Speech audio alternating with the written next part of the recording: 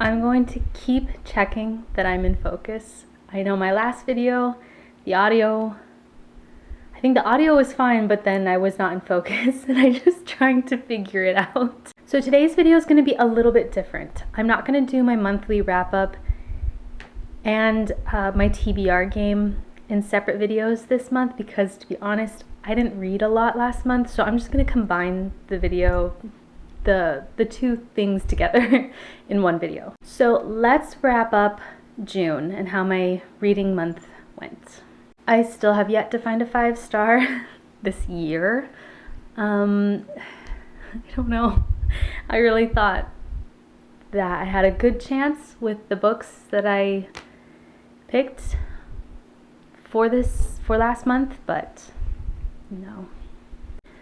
We started off strong with an auto-buy author for me, Darcy Coates. This is Where He Can't Find You by Darcy Coates. I think this came out last year, and as soon as it came out, I purchased it.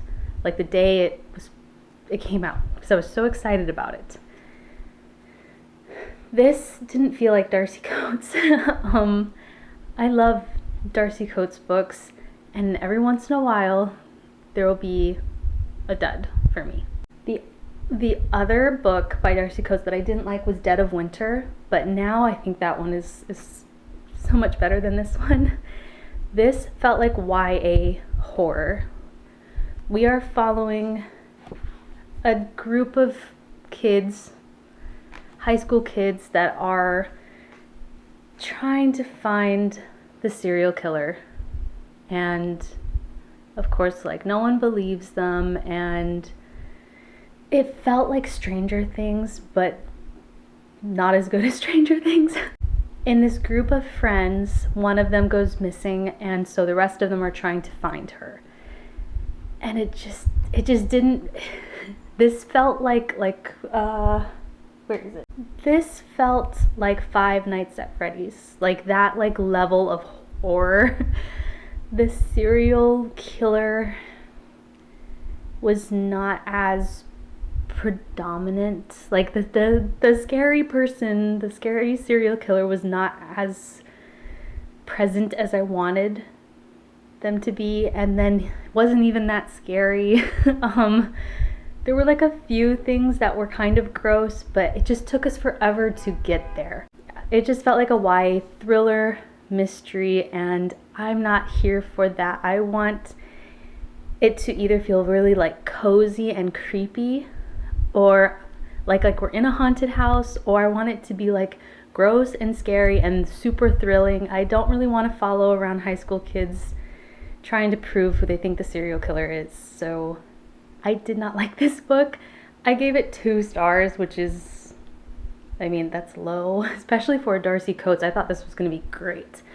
I think had I known that, and I probably should have just, I don't know if we can know this from the back, from the synopsis, but had I known we were following high school kids, I probably wouldn't have bought this. So that was the first book that I read. It wasn't good. Then I read How to Stop Time by Matt Haig. I love The Midnight Library by this author, so I bought 2 more of his books, and I thought this was gonna like make me cry, make me feel, you know, all the feelings, and it was just okay. It reminded me very much of The Invisible Life of Addie LaRue, but not as good, and we're following a man. So in this story, I mean, it was interesting, but it's not as good as The Invisible Life of Addie LaRue. Like, I think you could just read one of them. In this book, we are following Tom. Is that his name? Yeah, Tom, who has lived a very long time. He is not immortal, but he ages extremely slowly. So, I don't know, he's a few hundred years old, and he only looks like he's 41 in this book, but he outlives, you know, his mother, friends, like loved ones. He outlives them, and he's a part of this like society, this like group of people that are like him. He's not the only one, and they're called albatross princes, I think. And they have to make sure that they keep their identity like pretty low key, because if any of them were to be like caught, then they would be like experiments would be done on them. It would be this very big deal to have these people that don't age very quickly, and they also like don't get sick. They wouldn't like die from like getting sick, so they're like super healthy and live a really long time. This jumps back and forth from present day, where he's a teacher in England, this place that he used to teach like a long time ago. He wants to kind of go back to a place that he enjoyed, and a place that is a part of his past that was really important to him. And it jumps back to like when he was a kid, when his mother first discovered that like he is different, and the problems that caused during that time. I have to say, I do think that the time jumping, like the past events that happened with this guy, I did enjoy a little bit more than some past events in Addie LaRue's past. And he's kind of like learning to live and love and enjoy life again, even with his condition, and knowing he's going to, outlive everyone around him. So that's what the book is about, kind of in a whole. And it was fine. And it was interesting. And I just think that I think The Invisible Life of Addie LaRue, they're just so similar. And I think her condition is a little bit more interesting, and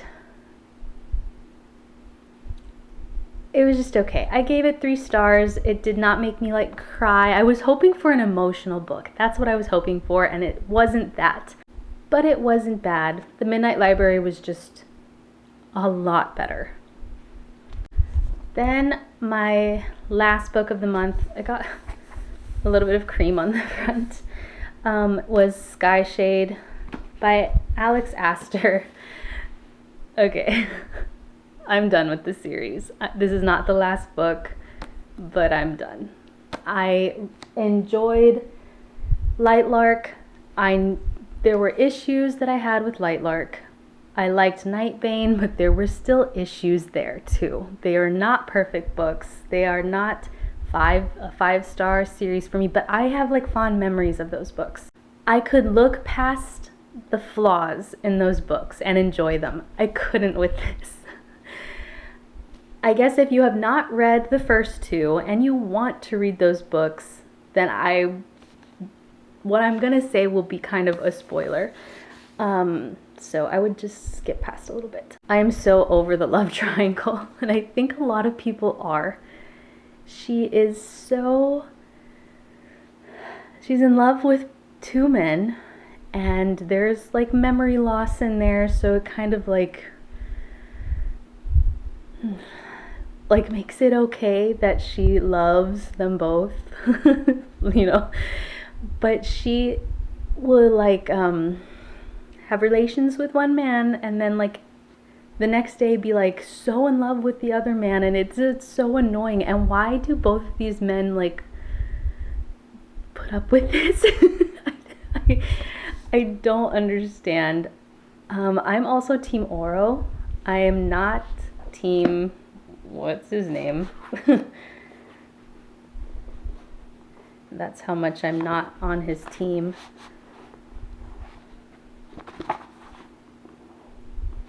Grimm. I'm not Team Grimm, and I know everyone is, but I'm Team Oro. But I feel like the book made sense and was fine for a good portion of the book. I think halfway, it just lost me.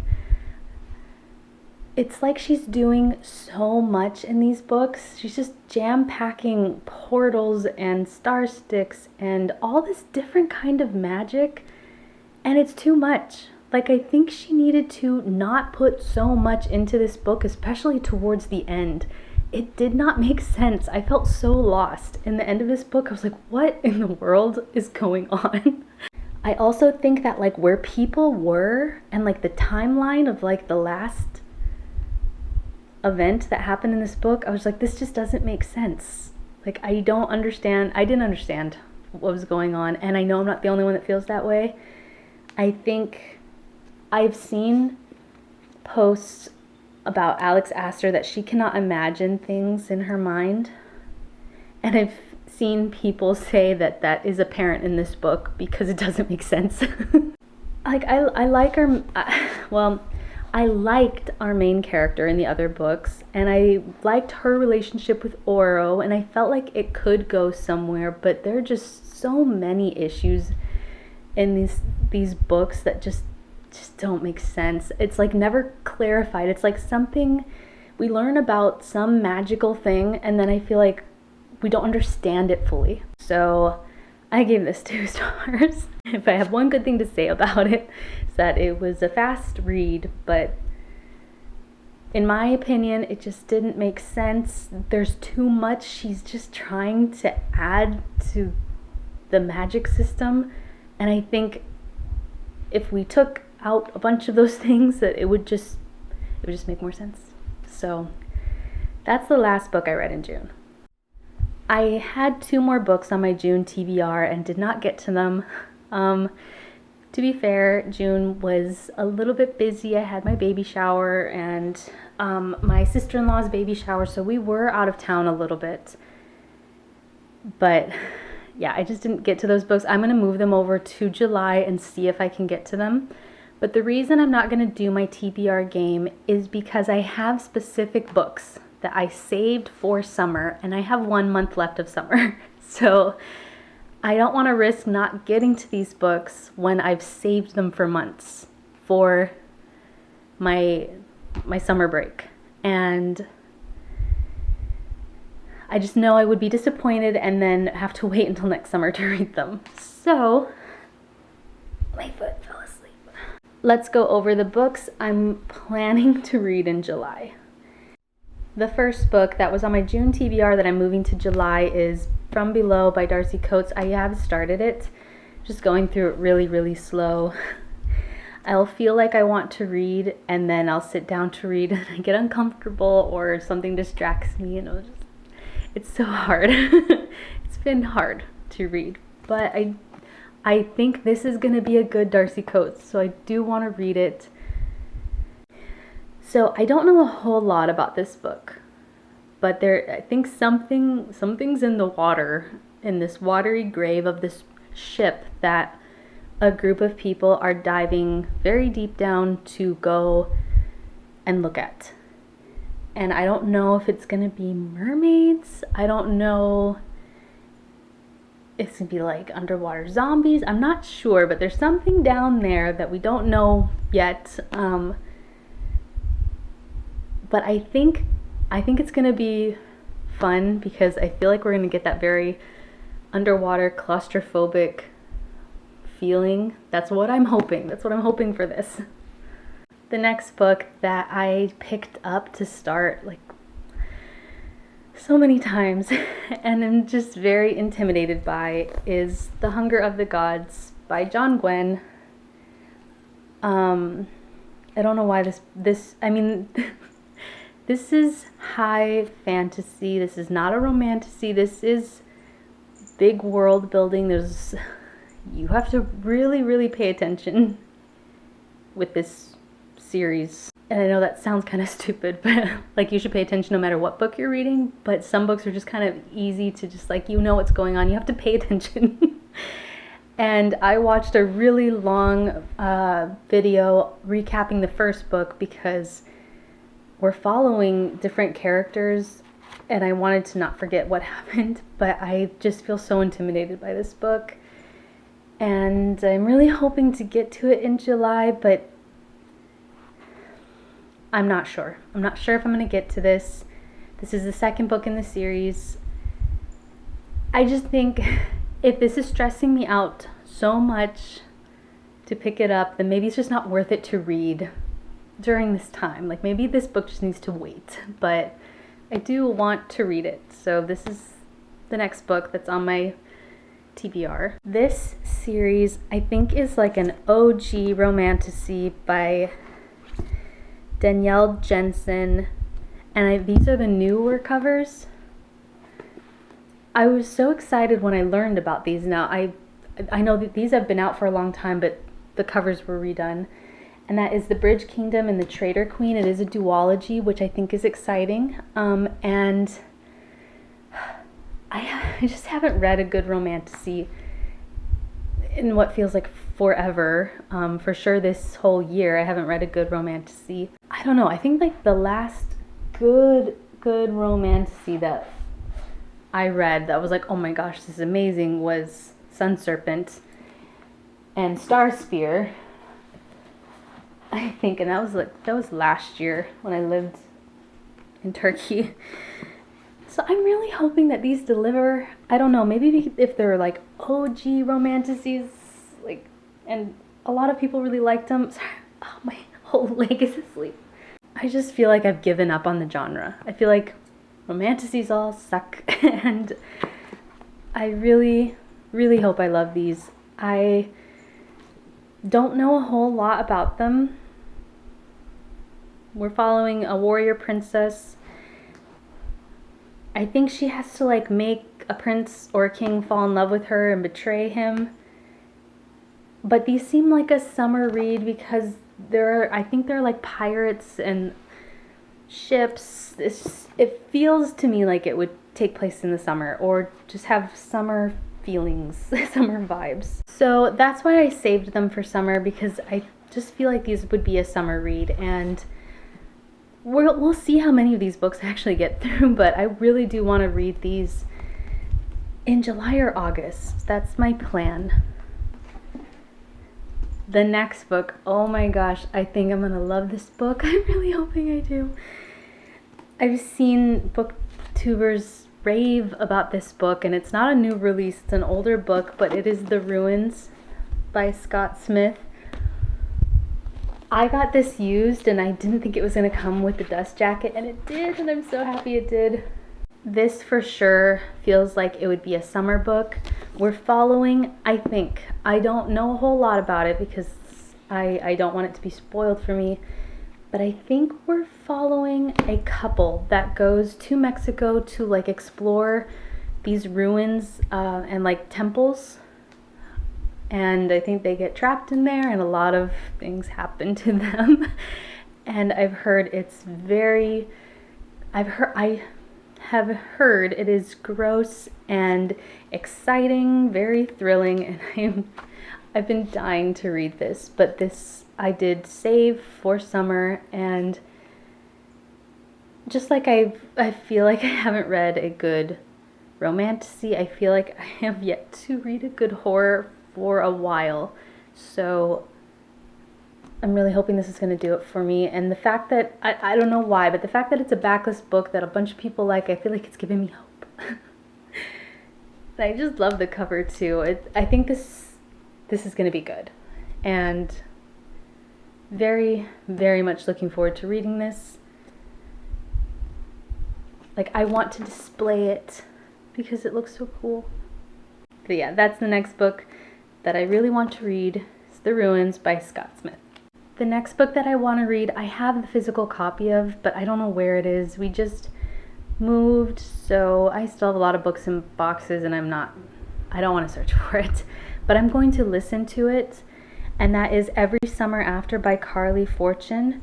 It is a romance, and I am not a romance person, but I feel like this is going to be sad. And if I read a romance, I want it to be sad or just like gut-wrenching. I want to feel things for our characters. I want it to feel very deep, not just like this silly, just spicy romantasy. Like, I want it to have a good story, and I don't know why, I just think it will. I have seen bad or just some people not like this book, but I don't know, I feel like I'm going to. And I also really like the cover. No, you can't see it, but Every Summer After by Carly Fortune. I am looking forward to reading that, and I'm going to start that very soon. Maybe an audiobook will help get me out of my reading slump. And the last book, which was a gift that I will not finish in a month, I'll probably read this slowly, but I do want to read All That Is Made, A Guide to Faith and Creative Life. I'm not sure who the author is or if it's a bunch of authors, but my sister gifted this to me and it looks really good. It's about creativity and faith, and it's also very beautiful on the inside. Like, I'm such a visual person, and it has these beautiful pictures, but I believe it's like a devotional, and something you go through slowly. So this is something that I do want to start in July, and that is all the books. I will see how far I get with these books. I have 1 month left of summer, and I want to read the books that I saved for summer. So sorry I didn't do my game, but these are my summer books, and I don't want to read other books right now. Thanks so much for watching. I hope you enjoyed my video. If you don't know what to comment, you can comment the little beach emoji down below. I would appreciate it. Or if you have any recommendations or which books out of these books you think I should get to first, or if you loved any of these books, I would really love to know. or any of these books that you did not like, that I would find that interesting. Thanks so much for watching, and I'll see you in the next one.